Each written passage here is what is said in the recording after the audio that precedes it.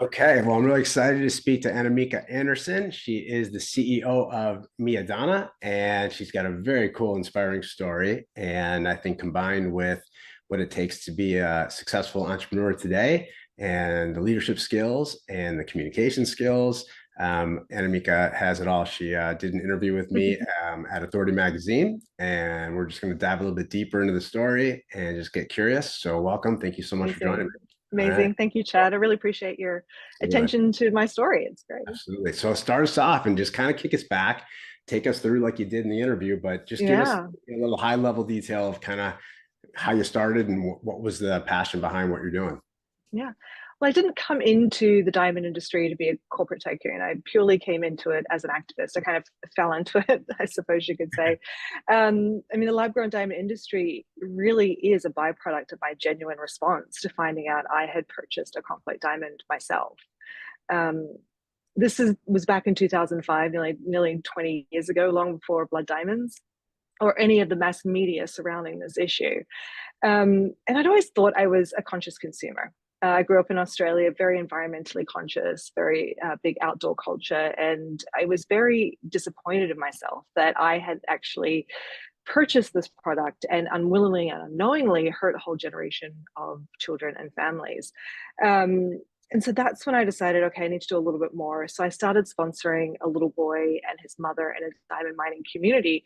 And it was purely just to make things right in my own mind. I wasn't setting out to make any big impact, but I had purchased this product. So how can I fix it? And so that was my immediate solution. But then something very unexpected happened that we actually developed a relationship, myself and this mother, Maria, and her son and my children. And so I got a very unbiased and raw look at what it was like to grow up in a diamond mining community. And a lot of my own childhood experiences really motivated me because there was a time in my life where I knew what it was like not to have a safe place to sleep or not to have enough to eat. So I really connected with this mother, and things really changed for me when the little boy wrote to me and said, I had a great summer because only one of my classmates was killed. That right there, those words changed my life forever. And as a young mother myself, and I lost my mother at an early age as well, I knew I couldn't sit back and not do anything. So that's when I turned to science and started working with scientists to grow a diamond in a lab. So, so crazy. So back up. So talk to me about the purchase and how that started. Like how did you even Mhm. find out what happened? Yeah.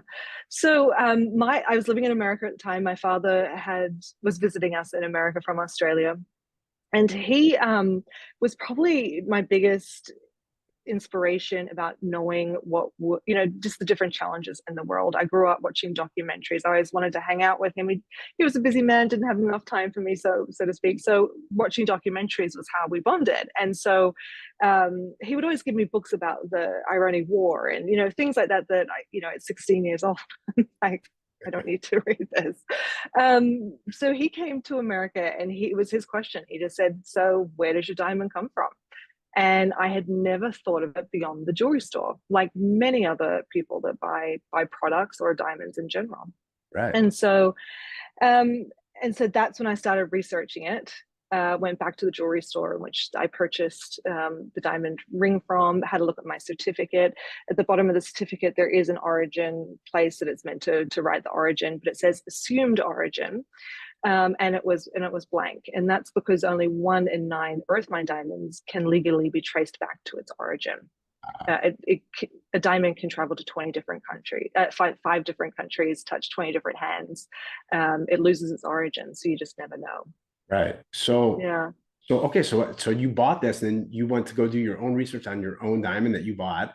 And what did you find out? How did you There beyond the jewelry store, there was no trace of it. you It so just be, magically appeared in the store, and and it was purchased in the early 2000s when we had incredible amount of conflict in diamond mining countries around the world.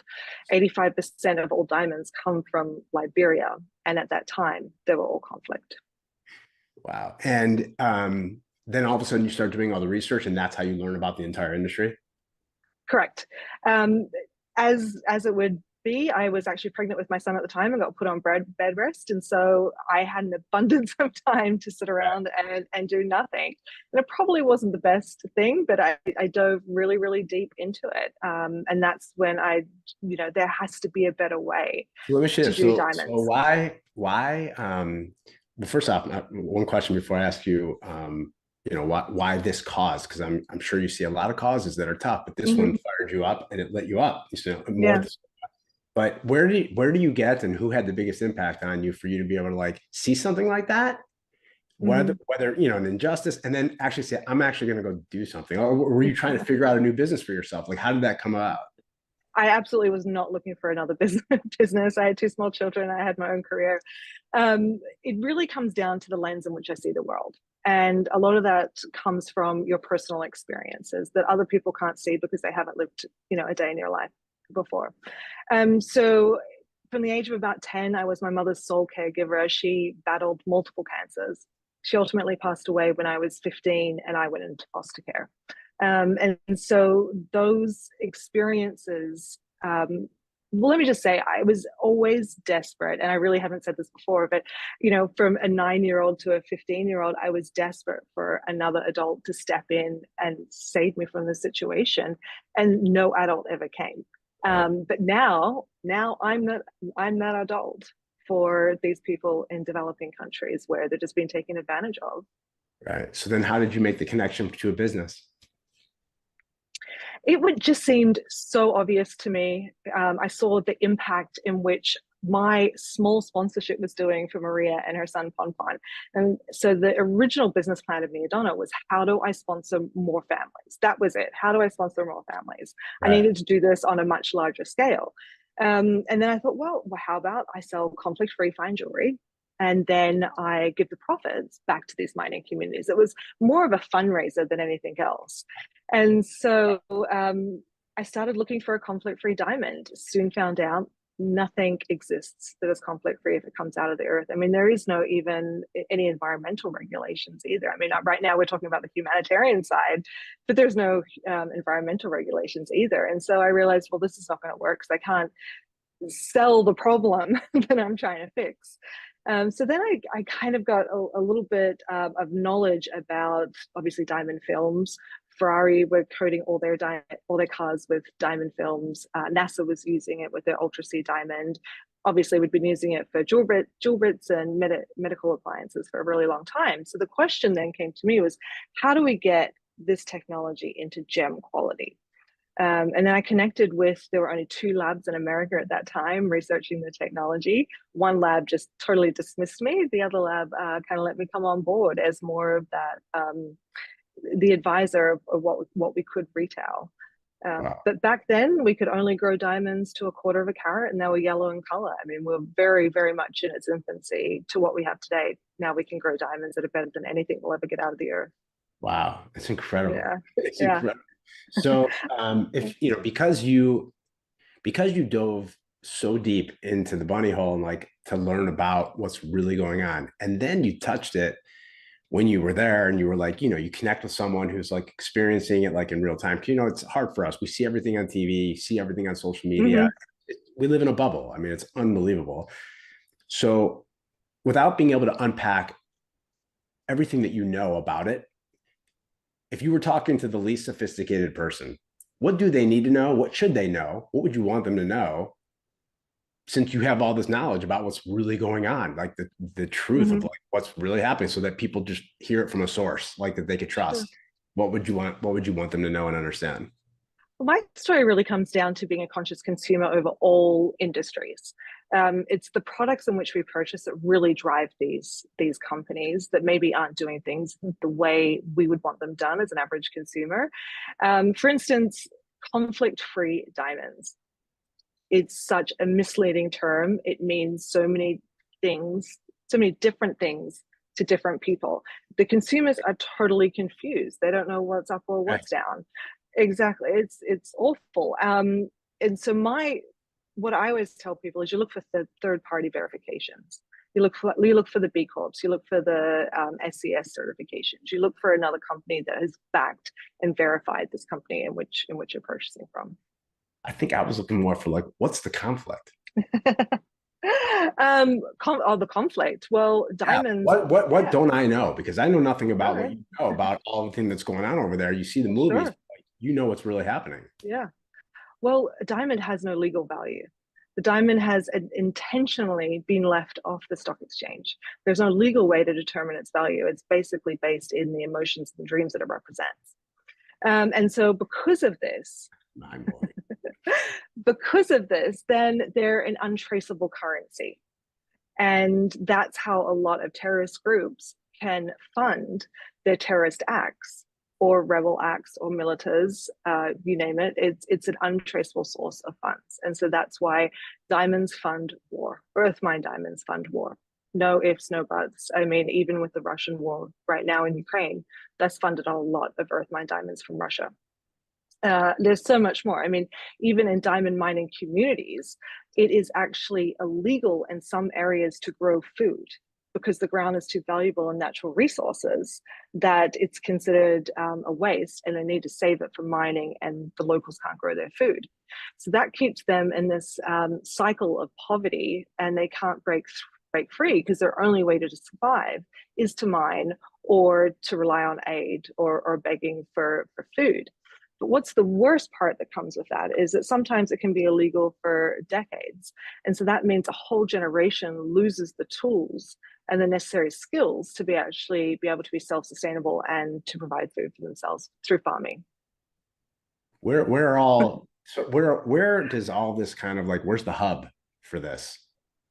Of well, in Africa, in West Africa, the Congo, even gold. Gold is just as conflict as earth mine diamond, and the DRC is where a lot of our gold comes from.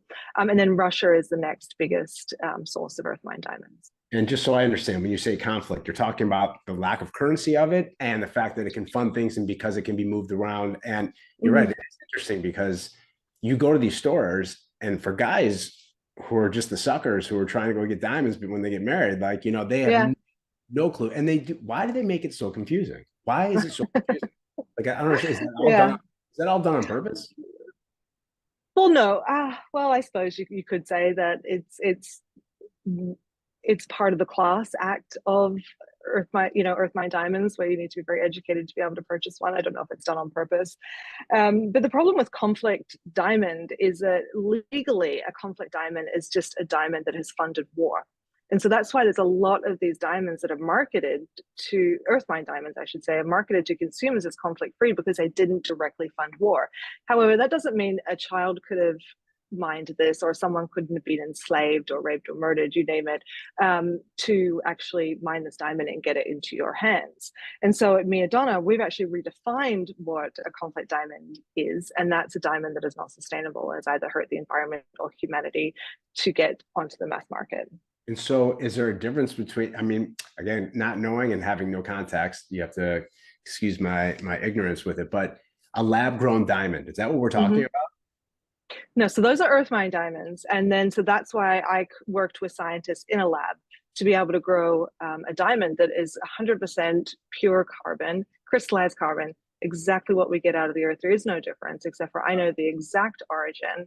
And they have far less, 7 times less, the environmental impact that earth mine diamonds have. So then, when did you start your company? 2005. And so you launch your company. Do you do it by yourself? I did. I did it with a baby on my lap and $500 in my attic.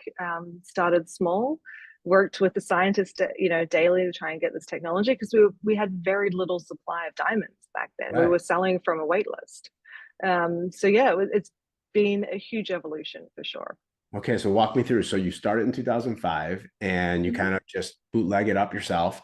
And then at what point does something like happen? Like, either people or orders or like how did it really take off? It's more of the technology advances. So it wasn't until about 2010 that we were really being able to consistently grow colorless lab grown diamonds from about 0.75 to about 1 carat. So that's really when it started to pick up. But there was so many trials and tribulations between 2005 even till now. I mean, um, beginning, the earth mine diamond industry really could care less. I mean, what is this single mother and a 7-year-old boy in Liberia? What kind of threat could they be? Right. Uh, so they ignored me. And it was really when the harassment and the cease and desist orders started coming in consistently that I realized, okay, this is picking up. This is something that they don't want started. So that was really when we were picking up in the technology, but that's when they started coming down on us. And then at what point do you have to start like getting help? In which area? I When mean, you, I mean, how many people do you work with right now? oh, exactly. Yeah. We have teams. We're very, since COVID, we have a lot of teams everywhere now over America. So we have about 25 people working for us, plus Okay. a few agencies. Yeah. That's not including our manufacturing. I'm actually working right now as a lead in the scientific development of another diamond. We need to really push this industry and keep evolving. I mean, we don't want to stop the technology. We want to keep going. So you mentioned COVID. So did you guys used to work together Sorry, can you repeat that? You cut out. before COVID hit? Oh, Were you guys working together? correct. Yes, we have our head office here in Portland, Oregon. Yeah. So we have a Cool. 3,000 square foot loft here. Okay. It was great. But then, yeah, COVID changed everything, didn't it? And Right. so, yeah, Right. now we're very multifaceted.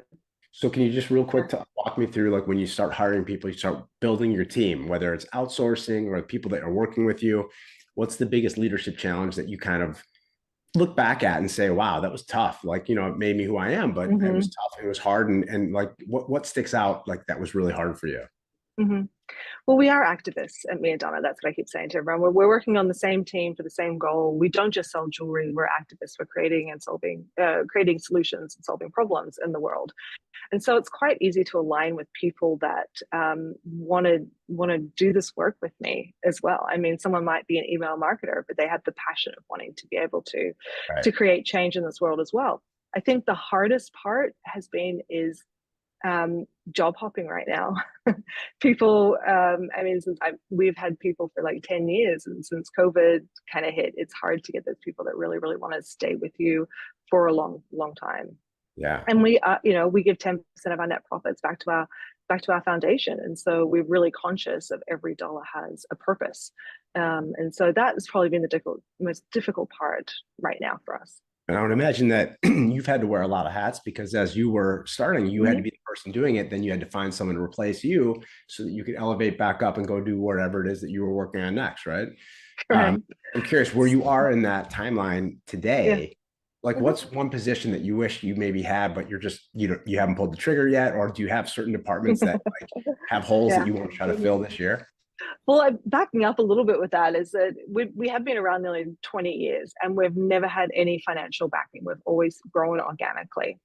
And that really wasn't strategic choice. It was because we are a social enterprise. Everyone loves to talk the big talk that, we love companies that are giving back. We love women-owned companies, but as soon as it's time to actually, put your money where your mouth is, when I say, and we give away your profits, people back out pretty quickly. And Yeah. so after 20 years, I finally accepted a partner. And so we are growing significantly now. So it is all those major key roles. I mean, right now, I'm a scientific advisor. I actually run the foundation myself personally. I go to these countries, sit with the locals, see the problems, and find solutions. So I'm also an advisor in farming. I mean, when you say many hats, it's quite extreme. Exactly. So what we're doing right now is building out all of our departments so they're much bigger and more robust. So it's really every role that we're hiring for And right now. how much do you have to play in that role? Like how much is that? How do you and Mm-hmm. your partner, how do you guys, your partner's more the visionary integrator, like more of the COO, like how would you define your role and that person's role? Yeah, I'm the person that builds the teams. So, I'm the one that has the connection. I'm the one that has the passion. I'm the one that has had the grit to be able to make this happen. So I definitely build the team. And the way, I actually reverse engineer my hiring. Some people go out with an exact job description and it's like they tick it off. Like, do you meet this job description? Where I want to find great people. So if I find a great person, then I look at their skills and I kind of reverse engineer how they can work for the company. That's so cool. I used Yeah. to, I ran a business for 25 years, and my partner used to always say to me, just get the right person in, just get the right person in. And I was in a tough industry, and it was hard to hire people. It's always hard to hire Hmm. people. But if Yeah. you have a tough industry, it's even harder. Yeah. And it's true when you have the right person. So I would imagine with you, just seeing your energy, hearing you talk about you're the builder, right? It's hard because you probably work harder than anyone else on the team. You probably definitely care more than anyone else. So, like, how do you grapple with? Have you had, even though you've had a lot of people with you a long time, have you had sabotage? Have you had people who are quietly quitting, and like you have to just hold them accountable? Oh, absolutely, absolutely. Or people inflating their skill set. And then, they hide it for so long that they can't actually do the position. And it's not that I find out later that this is okay, now we've got to backtrack 6 months because it's all kind of messed up now. Where I love to work with people. I love to train people. I love people to train me. I mean, I love to bring people on board that are going to teach me. So I love a really collaborative team. So that's what I look for because we Do you haven't had that before. do you invest in any type of coaching or any type of programs for people for development or anything, or have you done any yourself? We used to have a business coach that would meet with us weekly or fortnightly, leadership team, but then also our individual groups to kind of guide us where we need to go. We have a leadership team at Mia Donna as well, so we meet every week and go over the high level objectives, our growth plan, but then we also have the day to day what we're doing day to day to push out the new marketing plans. Very cool. So can you just tell me a Yeah. little bit about the coach? So you had a coach come in, Mm-hmm. and does the coach work with you, or does he work with everybody together, or just your team? Everybody. And so actually I've had this coach since about 2008 when things were starting to turn around. I was like, okay, I need to take this to the next level. It was a hobby for a while, great fun, but I need to create a lot of change because the cease and desist orders were coming in. They were giving me gag orders, and I had so much passion around this. I'm like, no one's going to keep me quiet, there's a problem here and we need to talk about it. So I did hire him on, and like I said, he's kind of become a real fan of the brand and fan of me. And so he's been with us for a really long time. So originally it started just with me and coaching, the different areas that we'll go. And as we grow, then it's a leadership meeting, and then maybe working just purely with the marketing team or different areas to create a lot of systems and automated systems as well. So we can be a really efficient, well-oiled machine. It's very cool. So Yeah. I invested heavily in leadership development in myself and my team as well. So I know I could already tell, like I already know what you're gonna say, but I just want to hear it. What would you say, like the impact of watching a coach not only steer you, right, and be able to get Hmm. you what you're able to do, but then you see that impact on your team. And what would you say is like one of the hardest things for the people who are coming into a program? They're coming in to work with a coach. What do people struggle with probably most that you've noticed as a leader, watching these people try to Hmm. grow and professionally? Like, where do they tend to struggle the most, especially when they first start?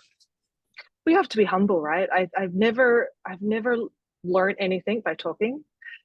I really watch people, and I'm wanting them to sit back and assess the situation. I mean, we've got a huge learning curve when people come to me, Donna. We have a scientific product. They need to know, how do we actually grow diamonds in a chamber of heat and pressure? How Right. does that function? Then who is our consumer? There's so many parts to our company.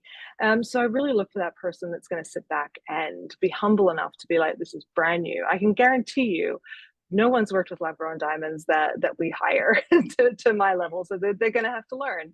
So that's really what I'm looking for, is someone that's willing to learn and then bring their expertise on top of that, and be willing to learn from the coach and listen to the That's coach. interesting. So, like, so like for me, when up with my employees and I had more entry level folks, they were so scared. They were so scared to speak their mind. They were so scared to like Mm-hmm. just be honest.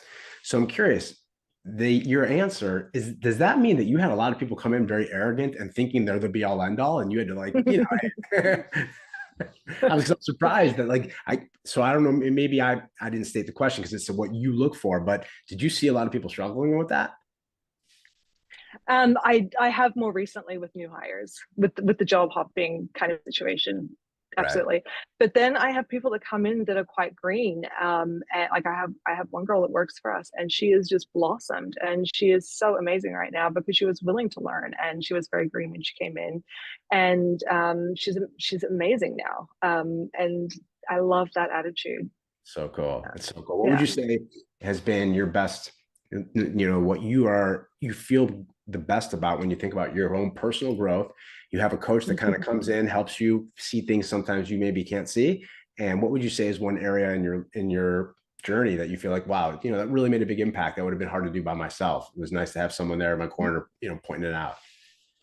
Well, as I said, I didn't come into this industry to be a corporate tycoon. I'm a full-on activist. That's where my heart lies.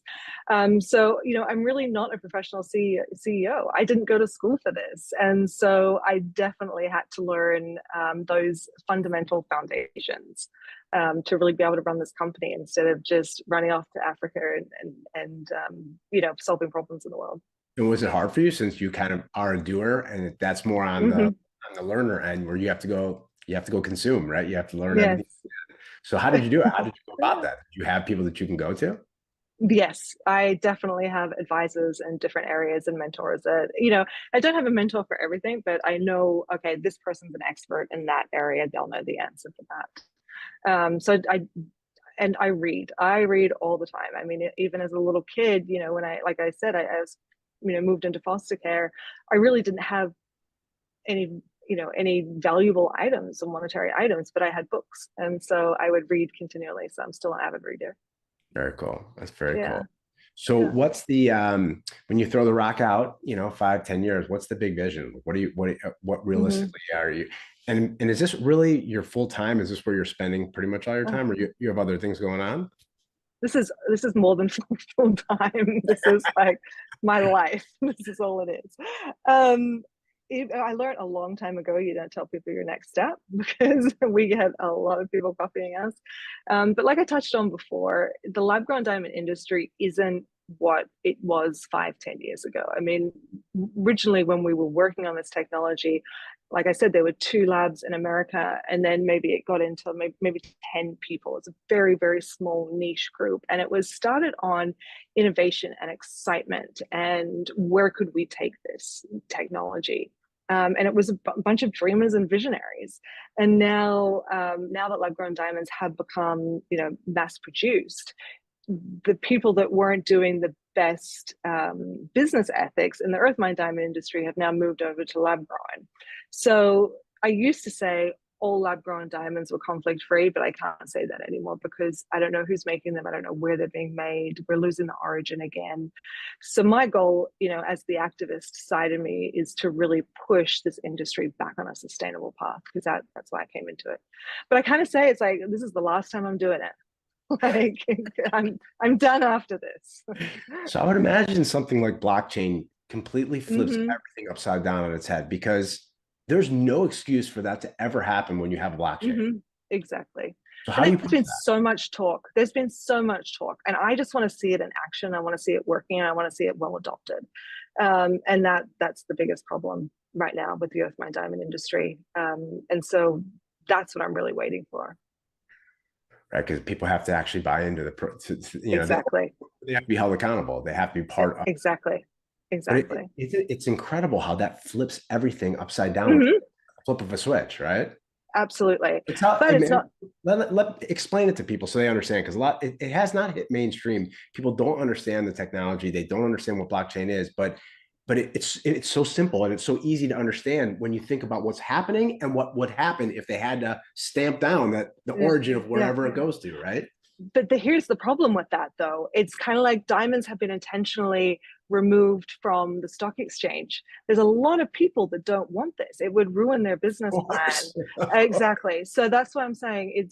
The technology. I mean, the technology has been there for a really long time, even to X-ray diamonds, because that's the problem. From rough to cut, it loses its identity. You don't even know what it But is. but if I'm thinking 5, 10 years out and I'm a Yeah. partner with you, here's what I'm thinking. I'm thinking I don't care about any of those people. What I care about are the people who are using it and can identify it. And I'm going to go to them Uh-huh. and I'm going to ignore because I don't want Yeah. if I Oh, know if it doesn't absolutely. have that, right? Yeah, we're actually working on something ourselves that we can 100% control and know from a Mia Donna diamond is very different to everyone else's. So we're working on something that we want to do ourselves, and that's what I'm saying, kind of moving out of this like lab grown diamond group and Right. we're different. Right. There's a huge problem too with the value of lab grown diamonds. I mean, everyone's like, well, lab grown diamonds have no value. And I would agree to some extent. Some of the new ones that are coming out in the market, possibly they're rushing their technology, they're making them really sloppy, they're not slowing down the process like how we grow them. And so, you know, there needs to be some accountability with value. And so Mia Donna will actually buy back all our diamonds, just like someone could sell a lab grown diamond. So we'll be the first company to do that as well. To do what? To buy back? So we'll buy back our own lab grown diamonds, Wow. just like you could with an earth mine diamond, because that's the biggest thing right now is people are saying, well, there's no value, no resale value in Right. a lab grown diamond versus an earth mine diamond. I mean, if you really want to get into value, there's no value in I'm diamonds, curious. really. Like I said. So take a diamond that's from the land and take a diamond that they make in a lab. Just use those two examples. Let's just say that you go and you see a real big, 2 carat, whatever it is, ring or 3 carat ring, and it's like, okay, there's $50,000. Is there a difference? They're both 50,000. What is the difference? Help me understand it, because from a guy's perspective, we have no clue. If they're both 50,000, then the lab grown diamond is going to be significantly bigger, because our prices are much more affordable. But no, we are creating crystallized carbon. We're growing diamonds in a lab. We're replicating and mimicking what happens in nature. And then we're putting the right conditions together, and then nature takes it from there. It's kind of like making ice in your freezer, is how I explain it. Frozen H2O you can make in your modern day lab environment, go to your freezer, or you can go get it from nature from a glacier. Either way, both origins are producing frozen So H2O. So help me we're understand. crystallizing carbon. So help me understand the lab diamond that's actually from the land. You could take a diamond, and then make that a lab grown. No, I thought you no. said that before. No. Sorry. Maybe I got. Maybe I said Help me, something help else. me Like, understand the difference yeah, between what you're doing and what the labs are mhm, doing. Is there a yeah. difference? So no. So there's earth mine diamonds. They come from the earth. Okay. Some people call them natural. Some people call them real, which is not the case. But a diamond that comes from the earth. Right. Then we have chambers of heat and pressure, or a CVD chamber. There's two different ways that we can grow diamonds, and those are in a lab. And so we can actually, crystallize carbon into gem quality diamonds in these lab environments. So they're absolutely identical to what we get out of Earth, but we are just mimicking the natural environment in a lab. And what is Um, and when mhm. people talk about value, because value is so got to be so tough in that industry. Oh my gosh! Like it's like the guy who looks at it, the girl who looks at it, they're going to determine. Like, isn't it? Is it kind of like if you have a buyer, that's what it's in the value of the person who's going to buy it, right? Absolutely. The beauty's in the eye of the beholder for sure. But Um, what is the real difference though? Like if I have a lab diamond versus is there? I mean, the fact that this is from the lab, I mean, That's what I'm saying. They're absolutely identical. And here's a lot of misconception is that people say, well, the earth mine diamond, that's been in the earth for billions of years. That took a billion years to grow. Well, you're growing these lab grown diamonds in 3 months. But really, that's a huge misconception because the Earth grew the diamond in about 3 months. They've just been sitting there for billions of years waiting for us to discover them. And so they're absolutely identical. Like I said, our diamonds that we used to grow were quarter of a carat yellow in color, because the more carbon that we would grow, the more nitrogen would end up in the chamber, the yellower they would get. So there's been a lot of advances, but now our diamonds are 100% colorless and all the grades that you would get out of the earth. okay, so then for context purposes, if you have a 2 carat diamond and you're comparing the two, what range would people they go to New York and they're going diamond shopping, right? What range would they see a land diamond in the Uh-huh. 2 carat range? They'll see them from this price to what price? From the worst quality, you can get a cheap one for this, and like what are the Yeah, ranges it context? really varies depending on the clarity and cuts in Right. which you get. But we always say Average. you get about double the diamond in a lab growing. So if you're looking at like a 3 carat earth mine diamond, maybe that could go up to $50,000. In a lab grown diamond, you're looking at about eight to $10,000. And So that's what we're seeing. We're say seeing that one that. more time. The price range would be on an Well, average. yeah, it totally varies on your, Oh if yeah. you got a flawless or a D, but a beautiful cut, D color lab grown diamond, sorry, earth mine diamond can be up to like $50,000. We Okay. can get something very comparable in a lab grown for, let's say, 10,000. So it's a significant difference. And that's what we're seeing, that a lot of people are getting double the diamonds. So sometimes they're keeping the same Why is budget, that? but getting So more. what happens? So all of a sudden your industry blows up and people start saying, hey, it's almost the same, or it is technically the same. So they just keep dropping the price and it gets down to a certain amount. Now it's around this Exactly. range. And that's how that gets priced out. Is that how that happens? Is that like why? Because it almost doesn't make sense, right? But you can imagine people are low. Yeah, They're going to, exactly. And that's an issue, right? With any new industry, you've got to be, yeah, there's definitely companies that just want to have a race to the bottom, right. and push other people out and gain market share. But we're in here for the long run. And like I was saying, like the technologies that we have and different companies are using are very different now. There's many different recipes. So let me just back up a little bit. There's two different ways to grow diamonds. There is high pressure, high temperature, which is how we assume diamonds are made in the ground. A lot of volcanic activity, a lot of pressure, a lot of heat. And then there's CVD, which is chemical vapor deposition, which is how we imagine diamonds are actually formed in space with more gases, and more electrical energy. When we were growing our diamonds and we were trying to get them colorless in larger sizes, we were using high pressure, high temperature. What we found was we couldn't get them to a certain point because the energy we needed to run these machines was unrealistic for us to be able to drive these machines. And so that's when we switched over to CVD technology, which actually takes lower pressure and lower energy levels. And that's why we were able to get them colorless, and in the larger sizes. But now all high pressure, high temperature diamonds that are created are mostly done in China because they're the only country that will allow that much energy to be used to produce these diamonds. Wow. So that's why I really need to put this industry, I need to course correct this industry, because that to me is a conflict diamond. Let me ask you a question. When someone walks into a jewelry store and they don't know what they're doing, I would imagine people are getting ripped off with these lab diamonds, thinking they're buying a land diamond because the person doesn't Yeah. even know. Right? Does that happen all the time? Not all the time. There used to be a huge problem with that when this industry was emerging. There was a couple of cases where there were some lab-grown millies, which are the really small diamonds under about a quarter of a carat, that were mixed in with earth mine diamonds. And that was a total faux pas, and they came crashing down on the industry. How does the That's, person know? How does a person know when they're looking at it? yeah, you can't by looking at it. The GIA have developed different tests that you can see the difference, but you need very specialized equipment to be able to do that. So, what are the top one, two, three that a person doesn't know what they're doing? They're coming to your website. What do you tell people? Like, you want to look at this, and this. You don't have to see the Mm-hmm. whole. They give you a chart, and you see this whole thing, and you're like, it's too overwhelming if you don't know anything, right? Yeah, So, what are the most important things that people should know when they come and they look at a diamond, on your website? yeah. First thing is that we have a full team here of customer care, and no one is paid on commission, and that's a huge difference in the jewelry industry because Right. most of the time everyone's paid on commission.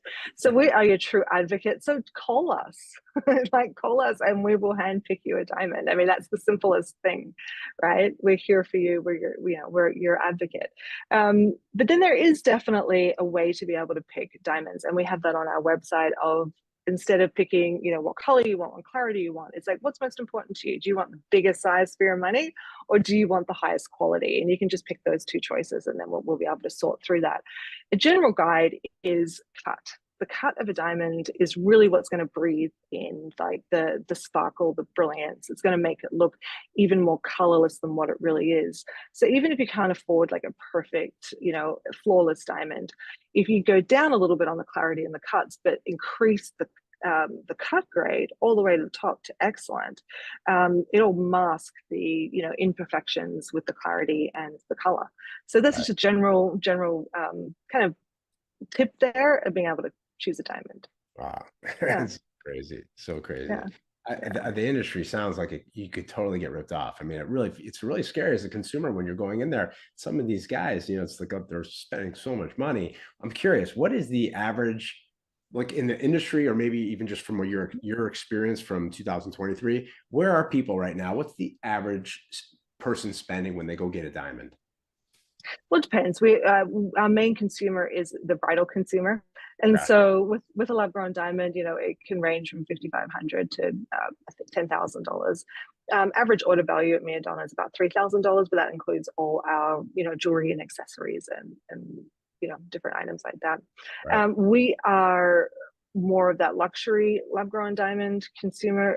That's who we're going after, where there is a lot of those new lab grown diamond companies coming in, but they're selling very cheap inferior lab grown diamonds. And so it keeps coming back to the third party verifications. I mean, you Right. don't want to take just someone random person that you've got no idea who they are, take their word for it. I want Right. someone with authority to be backing this up. Yeah, for sure.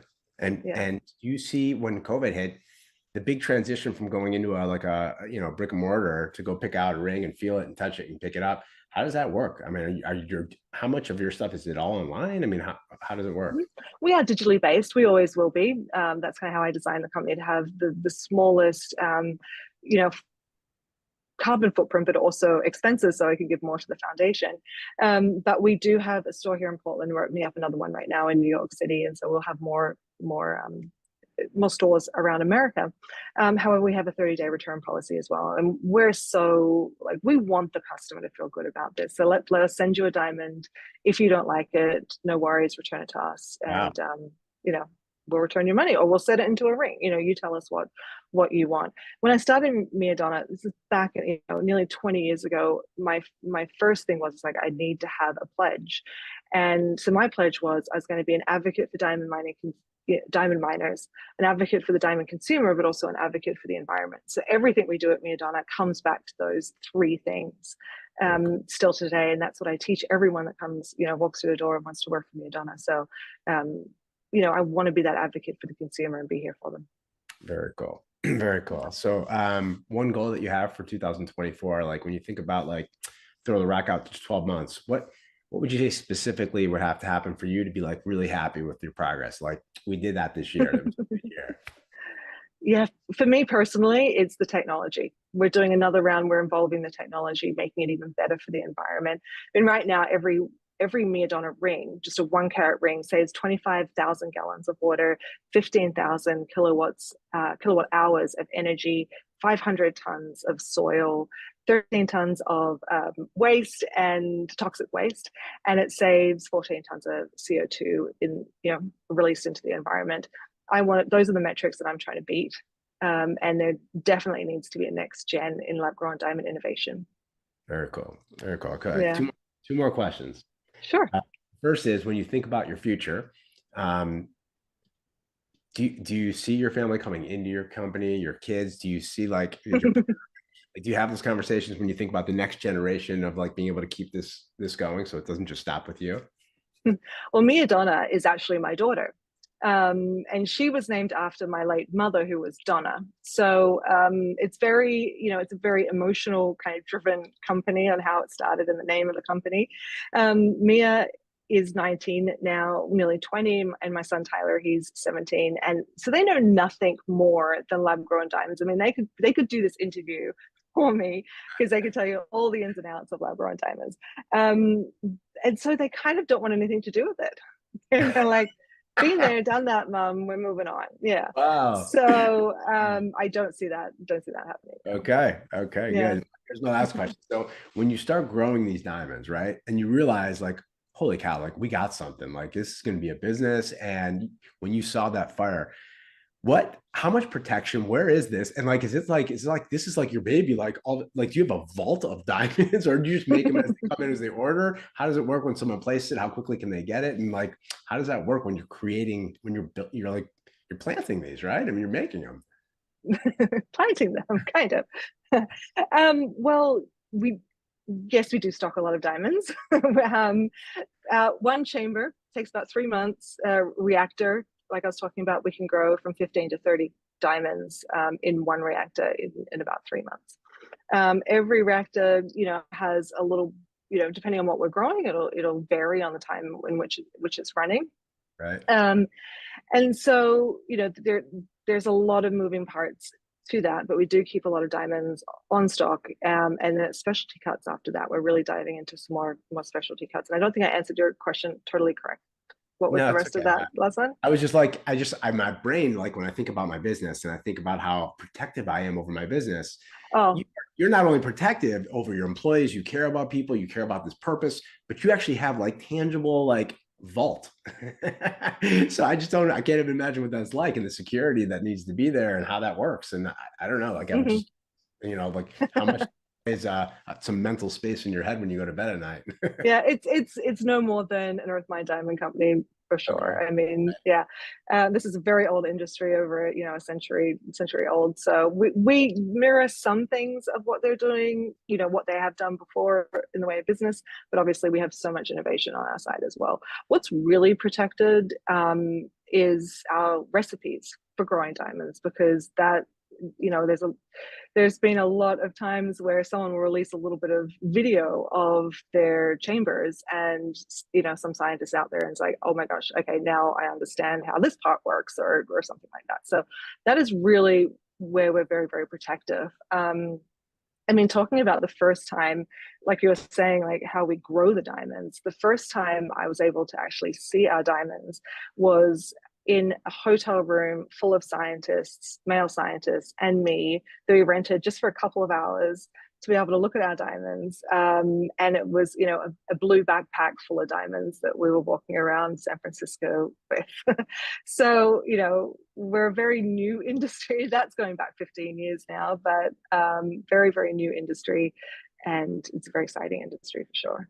I'm curious, what do you say to people when, like, I'm sure you get all the time women who are not educated about it, and there's something that they've been brainwashed about a lab. Mm-hmm. I mean, that's probably the biggest problem in the whole industry, is that when it comes to a consumer who doesn't know anything, how do you, so what do you say to them? Because it really doesn't make any sense to say that I'd rather have something that's been in the ground, because if it's almost identical and you can't tell, what is the Mm-hmm. difference and why would you care? But there is a brainwash. There is a way that, right? People are being conditioned for sure. As I said, it's a century-old marketing plan with the Earth Mine Diamond industry that went incredibly well. And so I I did spend probably a good half, the beginning half of my career, educating consumers that these are actually real. And we had to give a lot of guys permission to buy lab-grown diamonds, because they were thinking that they weren't doing the right thing, like what they had been told you have to do when you want to propose. Right. But we also find, it goes both ways. There's the Earth Mine, die-hard Earth Mine Diamond people. And we're like, well, you're not our customer. Like, here are the facts. Right. Some people like it, some people Right. don't. That's not my problem. Right. I'm not here to convince anyone. But then we have the people that it's like, I never wanted a diamond because of all the environmental and social injustices. Then they find out about Mia Donna and they're like, oh, okay, now I want a diamond. And so Right. it does go Right. both ways. I gotta tell you, I mean, just shopping for a diamond, it is not only a little overwhelming for a guy, right? But you just feel like you're getting duped no matter where you go. Yeah. And, Mm-hmm. the ethical part is why I wanted to reach out to you, because I knew that, after the first interview, you are unique. You're very different in an industry where, like, my wife's from New York, and you go and you hear the Diamond District and Mm-hmm. start thinking about, like, just the gang that they have in regards to how Mm-hmm. they, and how much high fives are going on when they get a sucker, right? Like, you could just see it. You could just totally see it. Yeah. And I think as a consumer, you get scared because you walk in and people are about money. They're It's very just, uncomfortable. yeah, Correct. Yeah. It's especially when you're like spending kind so of, much money. It's such a big yeah, investment. absolutely.